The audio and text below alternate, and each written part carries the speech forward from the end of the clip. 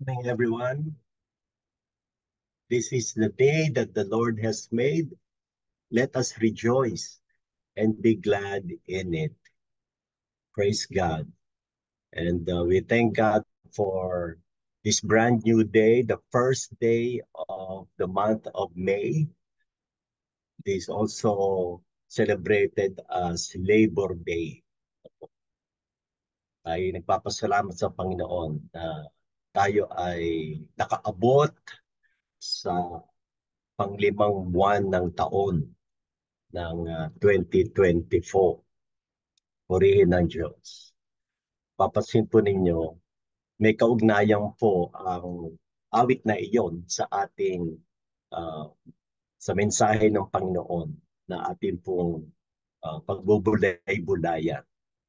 At bahagi po at sa ating pagsisimula ng ating pagbubulay-bulay, no? Hindi ko po sasabihin bago tayo magsimula, sa pasimula. Po. Prayer is the part of the beginning or the start. So hindi before we start. As we start, let us acknowledge the presence of God because only God is the source of all wisdom, blessing, understanding. So may I request Ate Normita Manang, can you lead us in prayer? Kahit po sa Ilocano, Okay po. agyaman Manang. Naragsak kami mga nailangitan ang mga manakabalin. Naragsak kami nga umaykan kamanen kadaytoy nga aldaw. We know, O God, that you are always with us, waiting for us, your children. Thank you for this beautiful day, O God. Inikan na kami manen ti baro nga biag, Lord. Inikan na kami ti inireing na kami. You wake us up, O God, this beautiful day, and this is a great blessing, O God, because we have new life again, which you have bestowed upon us, your children. And we praise you, Father God, for this. Thank you for your loving kindness to us, O God. And as we listen to thy word, O God, may we hear thy voice, O God, through this messenger that you have appointed for us. Thank you, Lord, for thy love. And may this lesson that they will share, oh God, will be implanted in our hearts through the day. It will guide us, Heavenly Father, as we share also thy word to others. In Jesus' mighty name we pray. Amen. Amen. Po,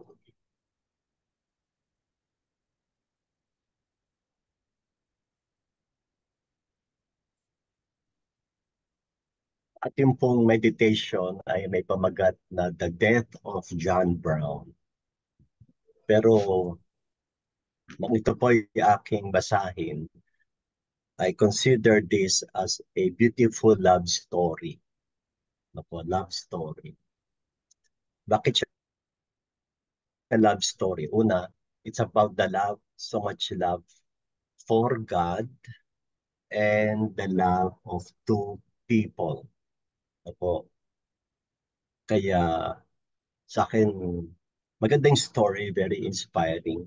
Merong part na napaka-romantic, napaka-sweet, and then meron ding part na very tragic.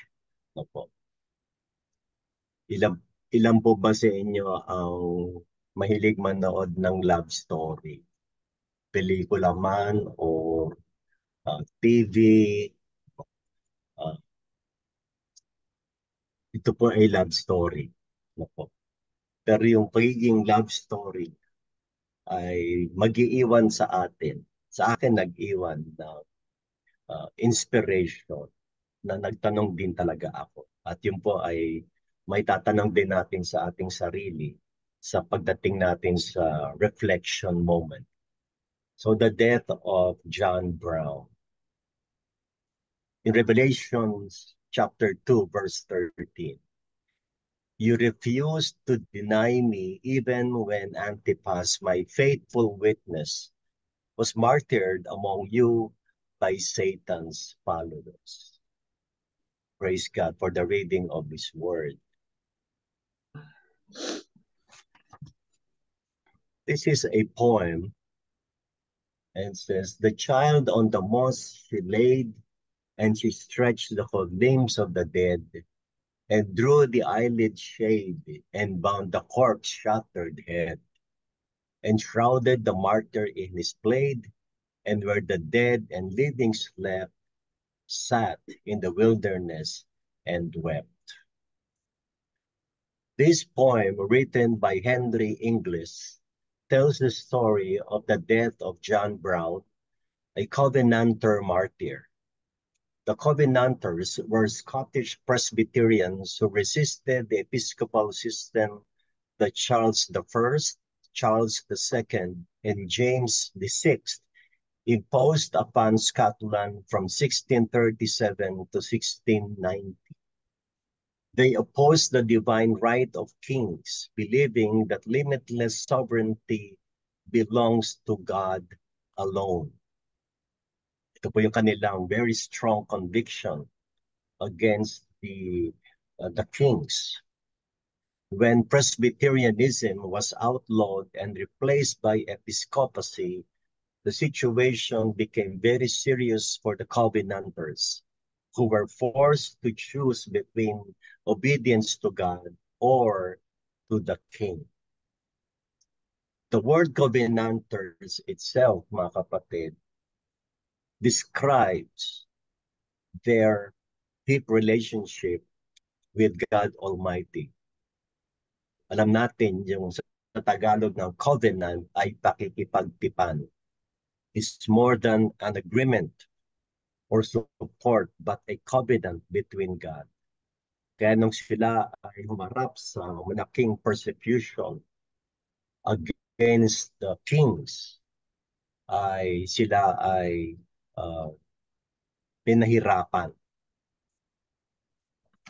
During the reign of Charles II, they were hunted, jailed, and killed in large numbers. John Brown was a poor farmer in Priest Hill, Scotland, who aspired to be a Covenanter minister but felt hampered by a problem with stammering. So si John Brown ay utal. No? Parang si Moses na nag-stammer siya, hindi siya diretso magsalita. John Brown, a brilliant man, instead put his intellect and love of the Bible to work at home teaching theology classes to local youth at his farm. Being a Covenanter meant being willing to give up his life for Christ. Wow. And at any moment, and Brown taught his students not to fear persecution. So as a young person, ganun na yung kanyang conviction, yung kanyang pag-ibig sa Panginoon. At because of his God-given intellect and love sa Word, he did not waste any time sharing it. No? Kaya he had his own theology class. Imagine, theology class. Although hindi binanggit kung kaano kabata dito si John, pero shinare niya na ang pag-aaral tungkol sa Diyos. But rather to consider it joy to suffer for Christ. As a young person, meron na siyang ganoong conviction. Students came from miles around to be inspired by the gifted teacher. In 1682, Covenanter Pastor Alexander Peden performed the wedding ceremony for John Brown and Isabel Wire. After the ceremony, Peden said to the bride, Isabel, you have got a good man, but you will not enjoy him long. Prize his company, and keep linen by you to be his winding sheet, for you will need it when you are not looking for it, and it will be a bloody one. Parang hindi normal no po na pagkatapos pa lamang ng kasal ay meron ng kagad na warning doon sa babae kay Isabel. May warning kagad. Sabi, prize his company. Ibig sabihin, sinabi ni Covenanter, Pastor Peden kay Isabel ay maaring hindi mo na siya makasama ng matagal. No? Reading between the lines. Prize his company. Alexander Peden conducted the marriage of John Brown at Priest Hill in Merkick Parish in 1682. Ito po yung painting na naging kasalan ni John Brown at ni Isabel noong 1682. Ito po si Peden and John and Isabel.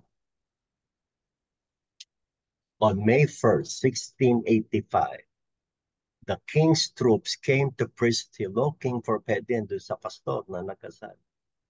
They surprised Brown in his field and brought him back to his house and ransacked it. Finding some Covenanter literature, they began to interrogate him.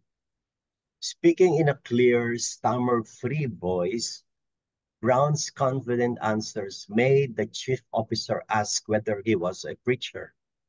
When told no, the officer replied, well, if he has never preached, much has he prayed in his time. Go to your prayers, for you shall immediately die. This is inspiring na po. Sabi nung sundalo kay Brown. Okay, kung hindi ka man nagpipreach, halata ko na ikaw ay laging nananalangin na po kung aking tatagdalugin.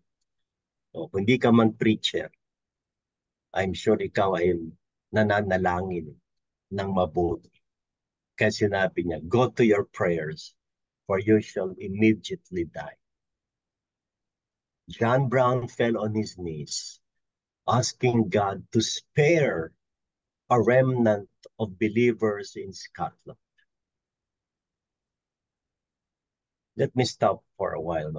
Dun sa part na, and the Holy Spirit is stirring something in my heart right now. Balikan natin yung sabi ng sundalo kay John. Well, if he has never preached, much as he prayed in his time, go to your prayers, for you shall immediately die. What I would like us to do right now, mga kapatid, is prayer very evident in our lives? Naitanong ko to sa akin sarili. Is prayer very evident sa aking buhay?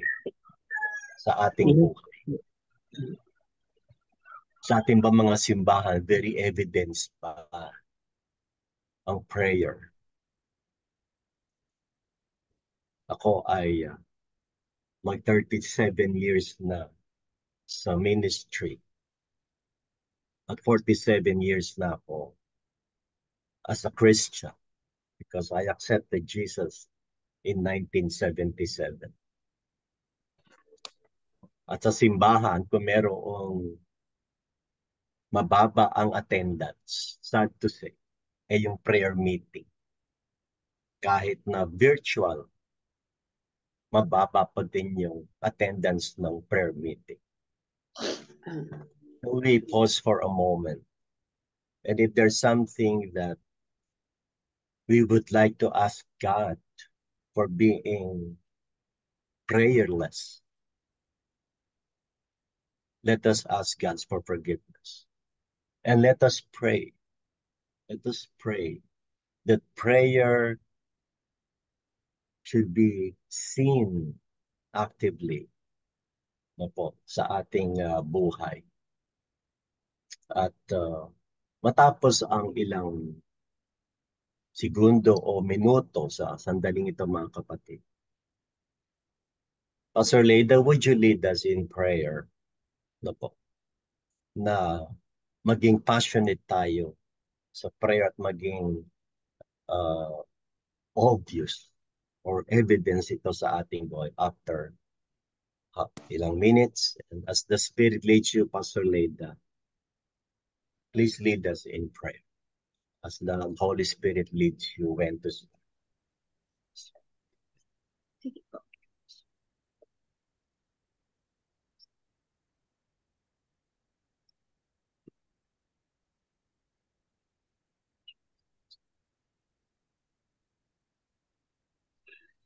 Dear Holy Spirit, you are the one who is teaching us how to pray. When we don't know how to pray, you are the one interceding for us. And so, Lord, we keep on praying that you give us that passion to intercede, to pray, Lord. Give us, Lord, that heart, oh God, the heart of intercession, your heart, Holy Spirit, to keep on groaning, to keep on yearning, to keep on connecting with you every day, every second, every minute, every moment of our lives. For truly, Lord, we are nothing without you. Lord, we know that you have provided prayer as the grandest means, Lord God, to reach you. And so help us to make use of it every day, every minute, every second of our lives. For it's our oxygen, Lord. This is our lifeline. Without it, Lord, we are nothing. And so we pray that you continue, God, to give us that heart, Lord, to be in communion with you all the time, to be in connection with you, Lord God. Lord, like this man that we are talking about, John Brown, continue, Lord, to stir in our hearts that passion, Lord, to pray, that passion to intercede. For we know, Lord, that without prayer, everything is in fiasco. Everything, Lord God, is nothing. So, Lord, we continue to ask you, everyone in this prayer room, make our prayers, Lord, like fires, Lord God, like arrows, Lord, that is um, targeting, God, all those areas that needs to be changed, that needs to be transformed. We are living in a world, Lord God, that is so um, chaotic, but we know that through the prayer of your children, something is happening in the spiritual realm. We may not see it, Lord, but we believe there is an all-powerful God who is always at work, who is always on the move when we come before you and ask, Lord God, for your mighty hands to move in every situation. Thank you so much, God. Thank you so much, Holy Spirit, for your mighty power, who is always working in the prayers of your children. We may not see it with our eyes, but we know, Lord, in our spirit, we sense something is happening. Thank you so much for this time of coming together once again. Be with us as we continue to listen to your word. Speak to our hearts, Lord, and continue, God, to manifest whatever it is that you want to reveal to us. This is our prayer in Jesus' name. By power, dear Holy Spirit. Amen and amen. Amen. Thank you, Pastor Leda. Habang nagpe-pray po si Pastor Leda ay naalala ko yung aking naging karanasan. Kayo po na merong karanasan na mag-travel sa Middle East, pag kayo po ay nakasakay sa isang Arab airline, katulad ng Etihad, yung huling blessing po ng Lord sa akin, kasama ko man si Pastor Joanne and the youngest brother ni Pastor Malonzo, nung pumunta kami sa UAE, Abu Dhabi. Okay po yung nakasakay sa isang Arab airline katulad ng Etihad at mabiyahe kayo ng 8 to 9 hours. Pag nanood po kayo ng movie doon sa aeroplano, every 3 hours, I guess, may lalabas po doon sa movie na sinasabi doon na you have 30 minutes before prayer time. Ipinapaalala yung pasahero na kailangan kang manalangin. Tapos po merong arrow kung saan ka haharap para ikaw ay mag-pray kay Allah. At I can still remember nung isa pang biyahe ko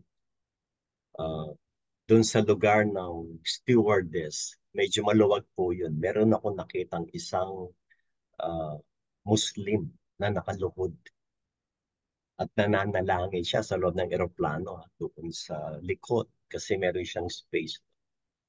And then I realized, Lord, kung ang mga Muslim ay napaka-discipline sa prayer, dalangin ko, Lord, sana higit ang mga Kristiyano. Sila yung nananalangin sa hindi totoong Diyos, pero ganun sila mapanalanginin. Sabi ko, Lord, patawarin niyo po kami kung kami ay kulang sa pananalangin. That's why when Pastor Leda is praying every moment, every minute, naalala ko yung experience na yun. Na indeed, Lord, kami na naniniwala sa iyo na ikaw ang tunay na Diyos. Bakit kami ay hindi kasing madiscipline sa pananalangin? Thank you, Pastor Leda, for that prayer. Magpatuloy po tayo sa magandang love story. On May 1st, 1685, the king's troops came to Priest Hill looking for Pedro. They surprised Brown in his field. Kaya sabi doon, go to your prayers. John Brown fell on his knees, asking God to spare a remnant of believers in Scotland. The officer cut him short, accusing him of preaching rather than praying. The officer later confessed that he could never forget John Brown's powerful prayer. Brown then said to his wife, now, Isabel, the day is come that I told you you would come when I spoke to you first of marrying me. She said, indeed, John, I can willingly part with you. So pinaalala ni John kay Isabel yung sinabi ni Pastor Peden sa kanya na darating yung panahon na sila ay maghihiwalay. At sabi niya, indeed, John, I can willingly part with you. Handa siyang tanggapin na sila ay maghihiwalay. He replied, that is all I desire, sabi ni John. I have no more to do but die. I have been ready to meet death for years past. As he said his goodbyes and kissed his wife and baby, the officer broke in and ordered the troops to shoot him. The soldiers were so moved by the scene that they would not comply. They refused to shoot John. The officer angrily pulled out his pistol, walked over and shot John Brown in the head. Very tragic. What do you think of your fine husband now? He asked Isabel. Through her tears, she answered, I ever thought much good of him, and more than ever now. Wow. I never thought much good of him, and more than ever now. Imagine mga kapatid, mas pinahalaga ni Isabel nang makita niya na ang kanyang asawa ay pinaslang dahil sa kanyang pananampalataya. Let us reflect mga kapatid. John and Isabel Brown's marriage was filled with love, yet accompanied by the awful reality of the constant threat of death. Can you imagine what it would be like to live with martyrdom as a continual possibility?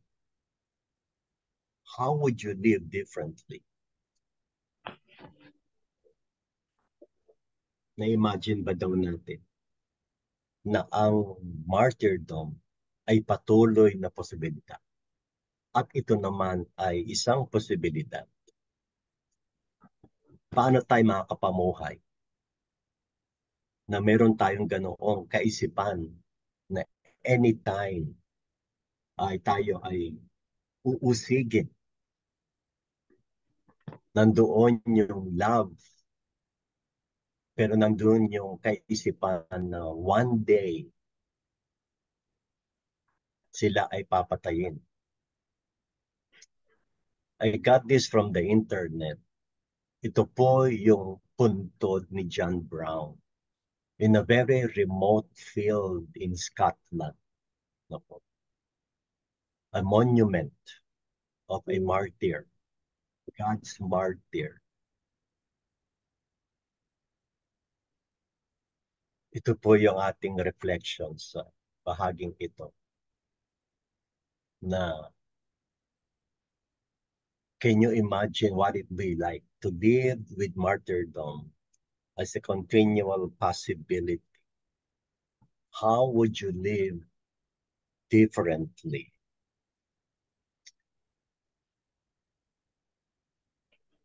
Sa halip na tayo po ay mag-breakout room, may I request 2 persons, meron pong volunteer, just a quick sharing. How would you reflect the life of John Brown and his wife Isabel? Na po. Obviously, hindi po tayo dumadaan pa sa ganyang pag-uusig. Na po.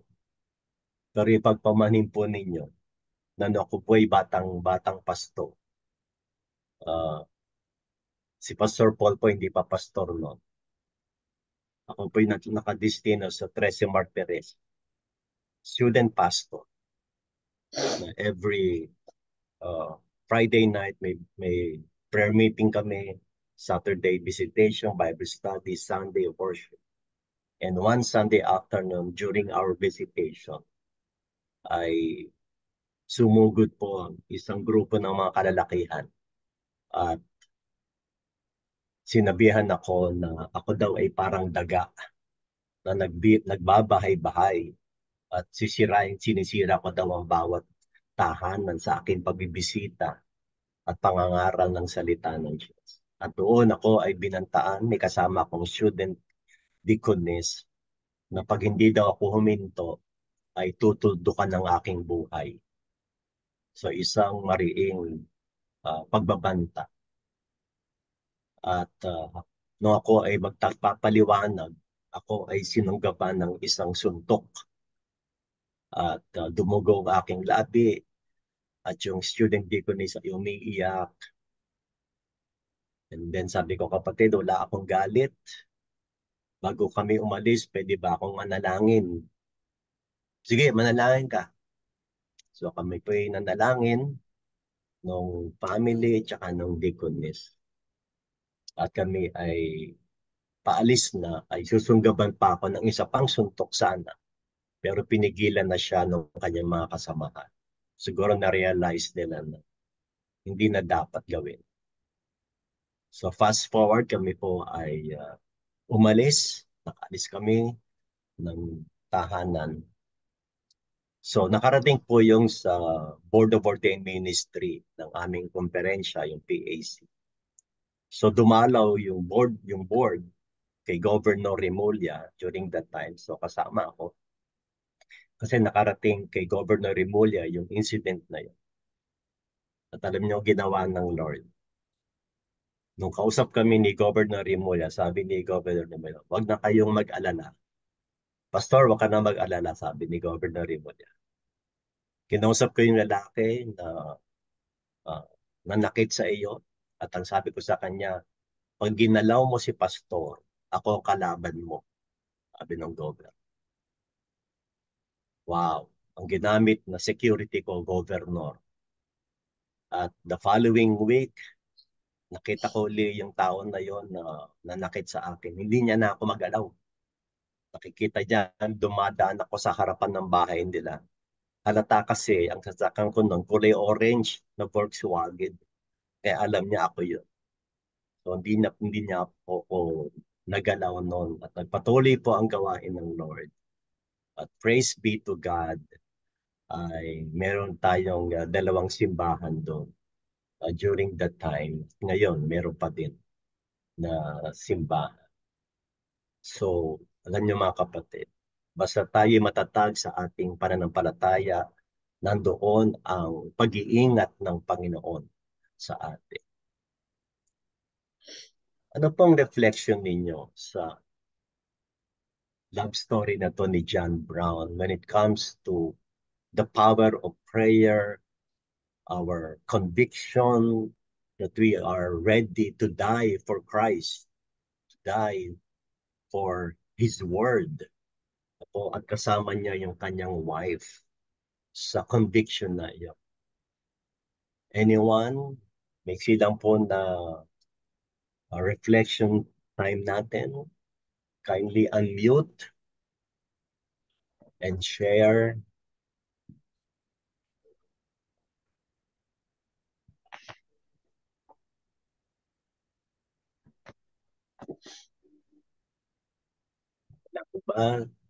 During our reflection or not, would you like to offer a short prayer about the life of John Brown?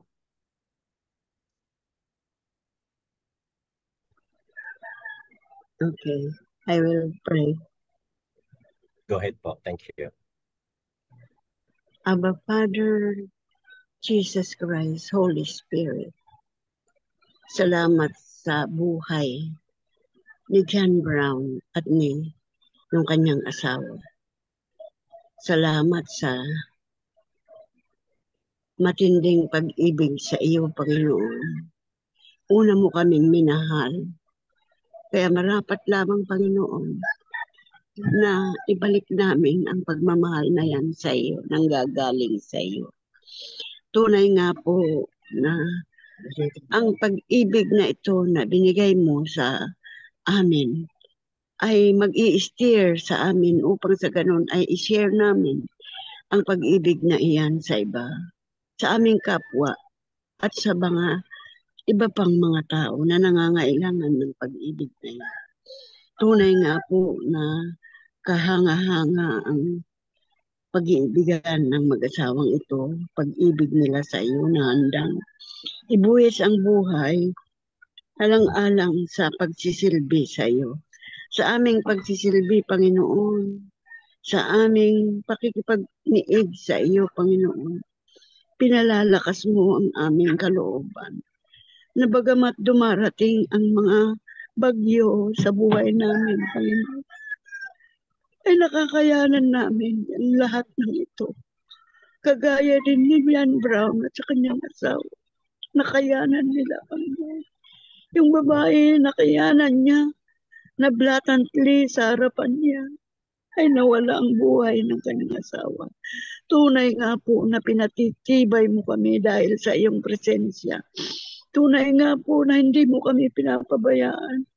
Tunay nga po na pag nailangan ka namin, Panginoon, andyan ka parati na umaayuda sa amin. Kagaya din ng experience ni Pastor, tunay nga po na ikaw ay mapaghimala. You miraculously do things according to your ways, miraculous ways. Kaya Lord, patuloy mo po kaming puspusin ng iyong banal na espiritu upang sa ganon ay makayanan namin kung kahit anuman ang mga darating pang mga bagyo sa buhay namin. Ang iyong inspirasyon, Panginoon, ang iyong pag-ibig ang siyang magpapalakas sa amin. Kaya tunay nga po na ikaw ay marapat na ibigyan namin ng pinakamataas na papuri at pagmamahal. Salamat, Panginoon, sa buhay ng dalawang ito na kahit sa huling sandali, ipinakita ang pag-ibig sa iyo, ang iyong pag-ibig, Panginoon. Salamat, ito ay aming dalangin sa matamis na pangalan ng ating Panginoong Hesus. Amen. Amen. Amen. Thank you, Ma'am Conchita. Anyone else who would like to pray or share?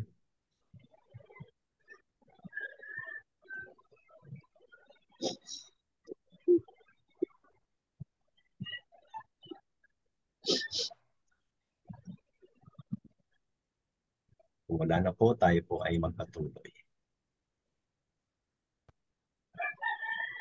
Continue to reflect on the life of John Brown, a covenanter more than the covenant with people, but covenant with God Almighty.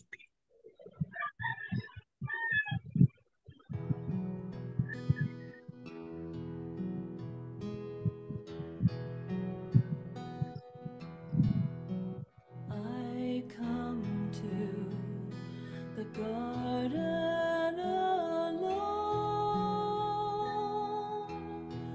while the dew is still on the roses, and the voice I hear falling on my ear, the Son of God discloses, and He walks with me, and He talks with me, and He tells me I am His own, and the joy we share as we tarry there, none other has ever known.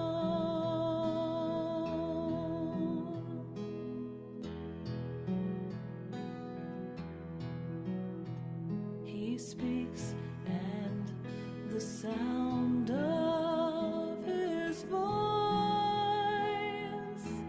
is so sweet. The birds hush their singing, and the melody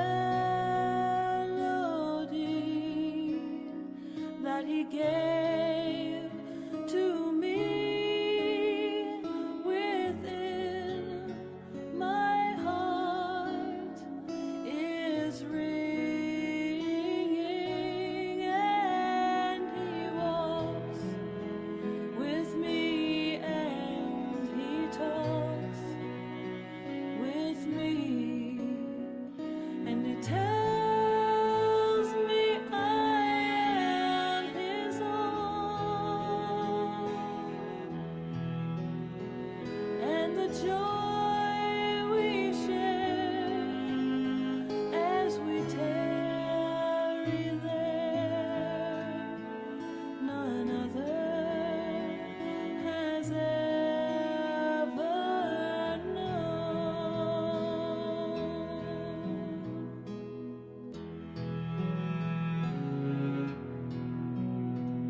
I'd stay in the garden with Him, though the night around me be falling, but He bids me go through the voice of war, His voice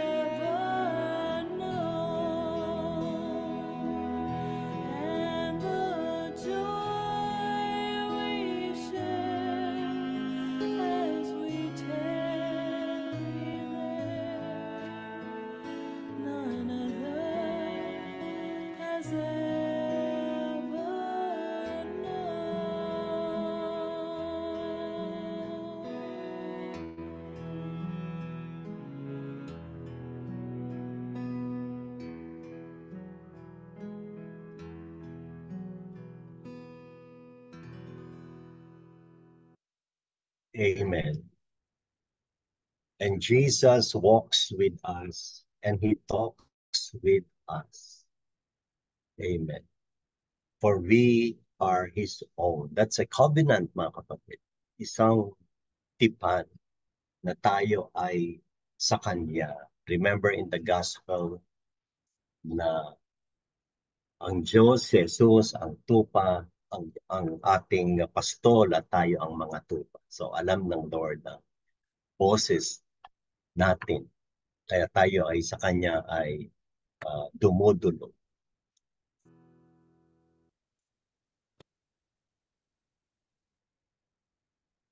At hindi maaring tayo ay manalangin at manalangin para sa iba.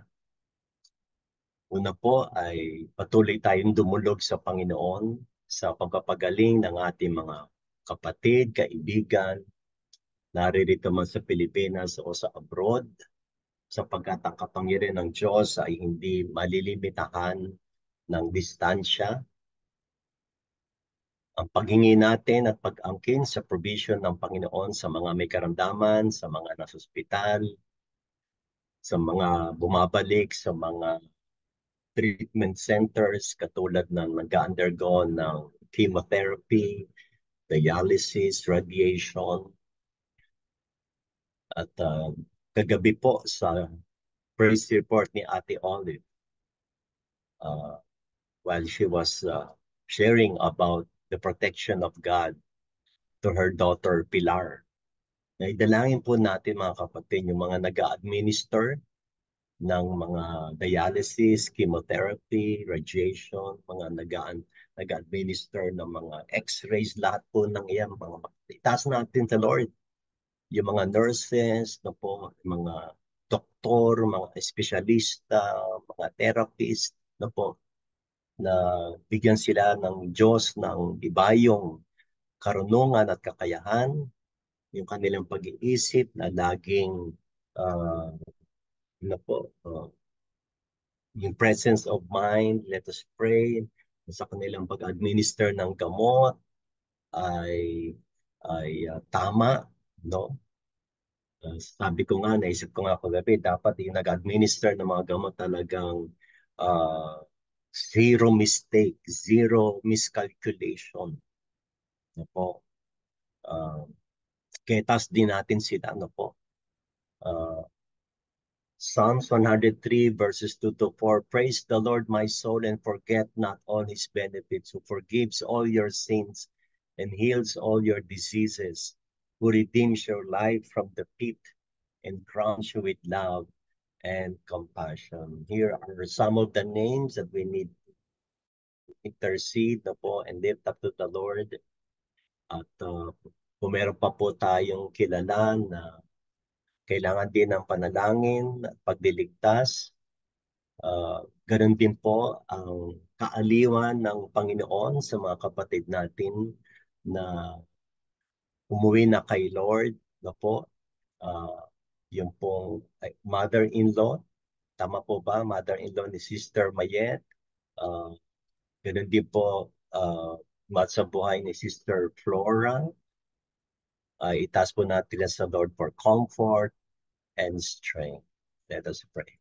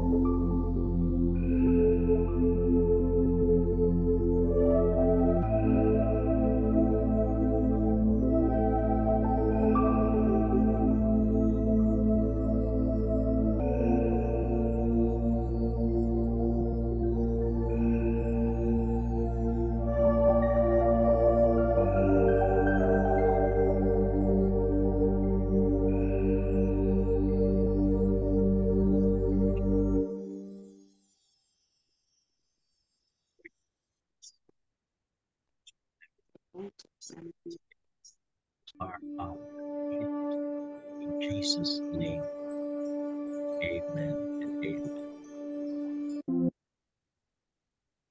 Let us intercede for all evangelists, missionaries, and intercede for all our leaders and members who are engaging in evangelistic efforts and ministries, conducting medical mission, dental mission. We pray that God's word may spread rapidly to all people and be received with open hearts and minds, that people would accept Jesus as their personal Lord and Savior. In Romans 10:14, how then can they call on the one they have not believed in? And how can they believe in the one of whom they have not heard? And how can they hear without someone preaching to them? And how can anyone preach unless they are sent? As it is written, how beautiful are the feet of those who bring good news. Let us pray.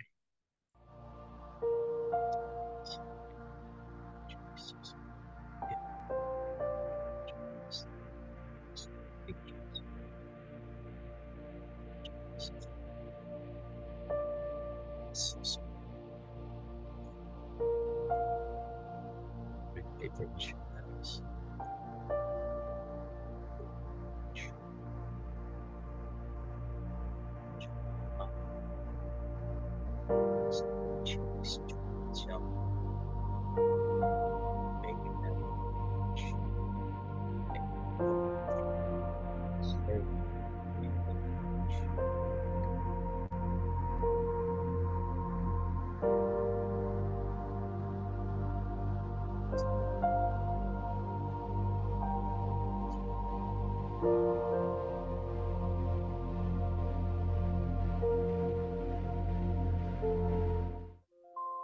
In Jesus' name, amen. Let us pray for our families here and abroad, that Jesus Christ be always at the center of our families, that we would have understanding, forgiveness, relational healing, those who are experiencing brokenness, and receive provisions for our needs and wants as well. In 1 Kings 8:57, may the Lord our God be with us as he was with our ancestors. May he never leave us nor forsake us. Have you realized this promise? Na yung presence ng Lord noong pa man ay nararanasan na ng ating mga ninuno. Kaya magpahanggang ngayon ay maasahan natin ang pangunguna ng Diyos sa ating mga pamilya. Lalo na sa mga pamilya natin na sa ibayong dagat. We can only approximate their feelings when problems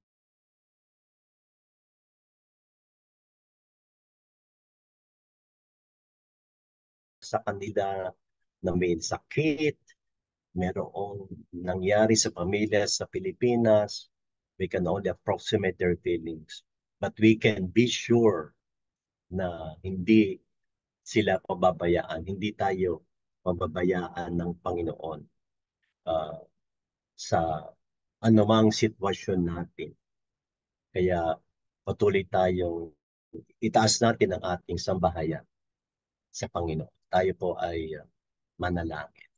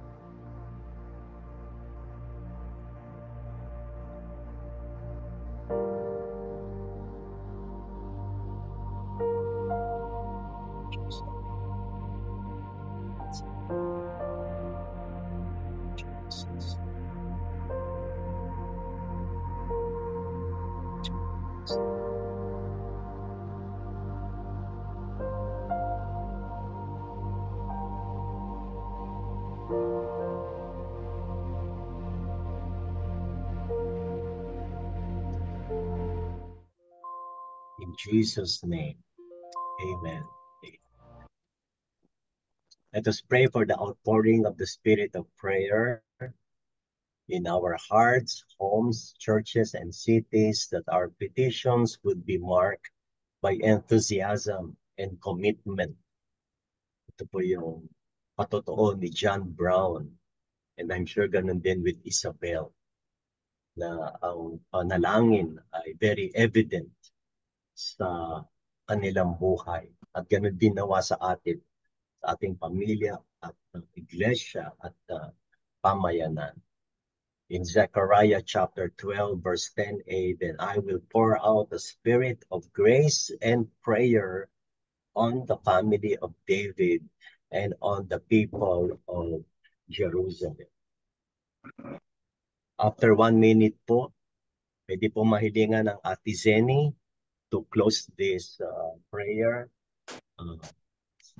para ang panalangin ay patuloy na maging buhay at evident sa ating pamilya. After 1 minute po. Thank you, Ate Zenny.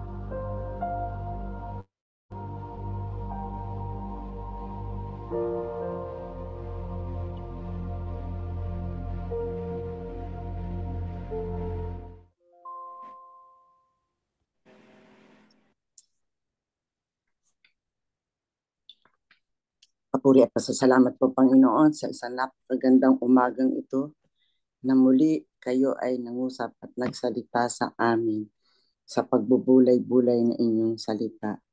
Salamat, Panginoon, sapagkat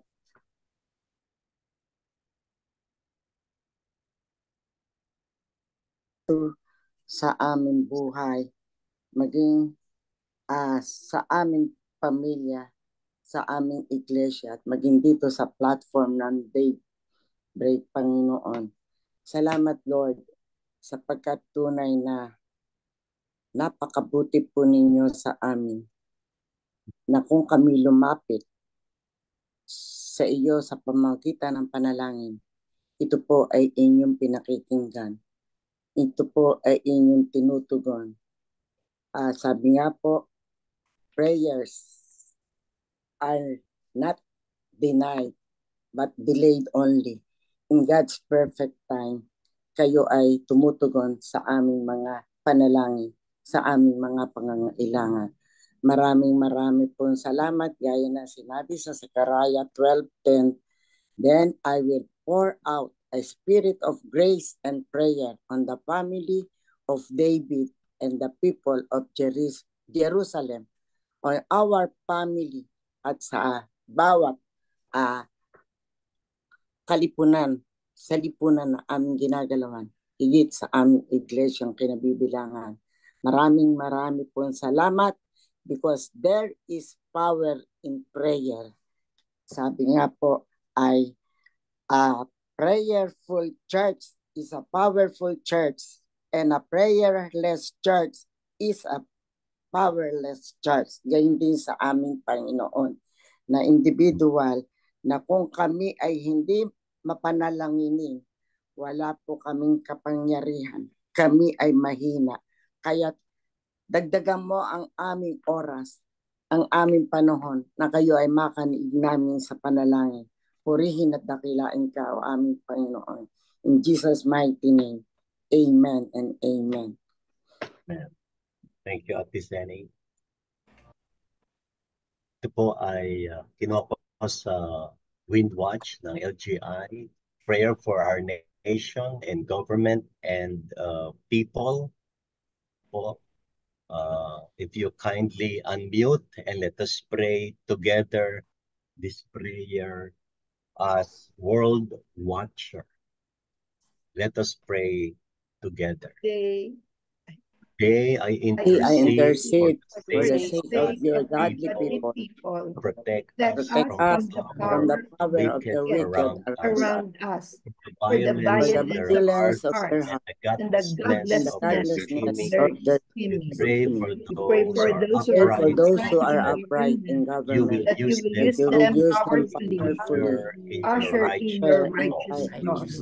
And And as for for as us, for your us, children, your children. cover us children, Yes. under cover the us shadow Under the under the of shadow your of shadow wings. your of your wings. wings. None are Grant our land favor unable whose for our sake sake. For sake. For we For we too too are the are the children children of of children of Abraham Abraham, Abraham in in the the in the name name that that name is is of above above all all names. names. names. Amen. Amen.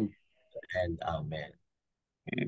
For our closing prayer po and Thanksgiving, I request Sister Julie Ladican. Pwede po bang mahilingan kayong manalangin ng pagpapasalamat sa umagang ito sa ating daybreak? Ate Julie? Okay po.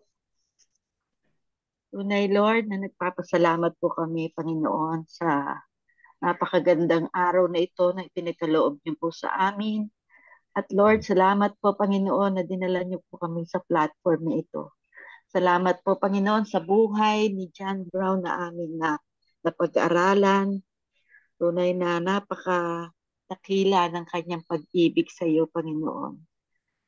Tunay na tulungan mo po kami, Panginoon, bilang isang mananampalataya na magkaroon din po kami ng isang malalim at matibay na pananampalataya sa iyo, Panginoon.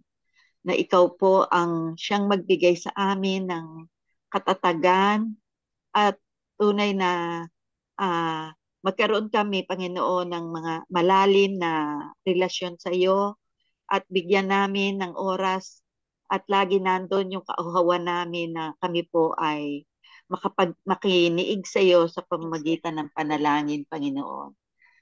Patuloy, Lord, maghari ka po sa aming mga buhay.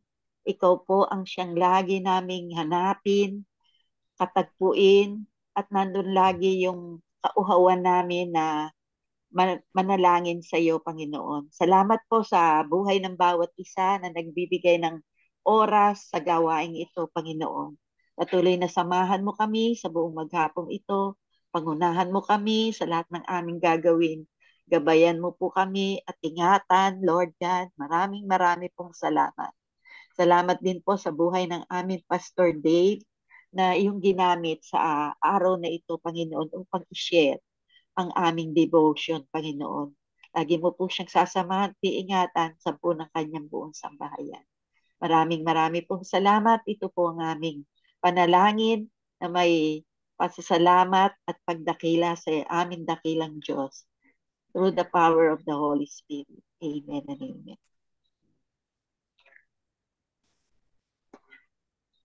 Mga kapatid, let us go and receive and take with you the blessings of God the Father and His unfailing love, the love of Jesus Christ, our Savior who died for you and me, the empowerment, the inspiration of the Holy Spirit be with us now and always.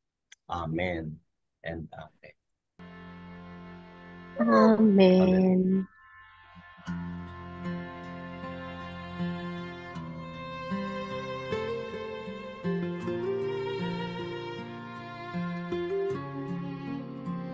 May the Lord grant you peace. May His love shine down and meet your every need and keep your feet from stumbling and fix your eyes on the mark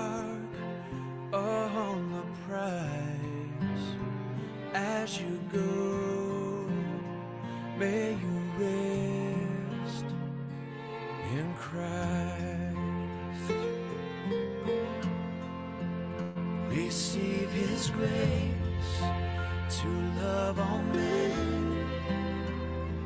In spite of all our differences, may your words be filled with light that crumble walls of fear and pride. Take up the cross to serve the least and the lost. As you go, be the hands of God. 'Cause He is your strength and your victory. Yeah. He comes behind you and heals.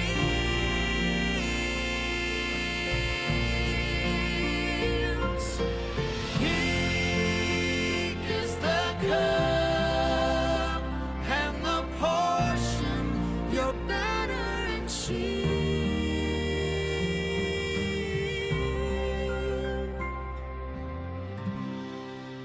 So be released, be blessed, be free. Let them move as a spirit breathes.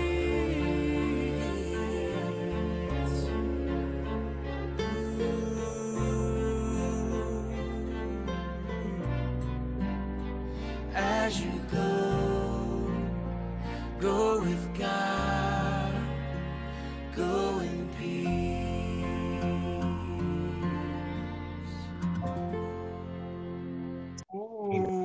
Amen. Morning Thank you, po. Pastor Amen. David. Great. Amen. Thank you, Pastor David. Good morning, everyone. Thank you, Happy Pastor New David. Weekend. Thank you. Pwede po ba nating ipag-pray for a minute yung ating Mountain of Influence Day, yung business sector? Just 1 minute before we leave and some announcement. Sige po, shall we all do the blast for a minute lang? So, Lord, we pray for our business sector today, ng araw ng Wednesday. Continue to bless our businesses, Lord God, that may give glory to you sa mga businesses na to and they will point out to your glory lang, Panginoon. So, Lord, make us a blessing and we bless all the businesses, even yung business sa Israel, Lord, na today ayan, nanghihina because of the war and all. So continue to bless each and every one of us. We bless Israel. In Jesus' name we pray. Amen. Thank you, Pastor Dave. Picture po tayo before yung iba mag-open ng cam. Smile. 1, 2, 3. Yan. Thank you po. Gaganda. Hi, Hello, Banker. Banker. Tomorrow po si Ate leader David. na. Paki-remind na lang po, Thursday group. God bless everyone. See you tomorrow. Thank you po sa mga prayers natin. Please. Bye.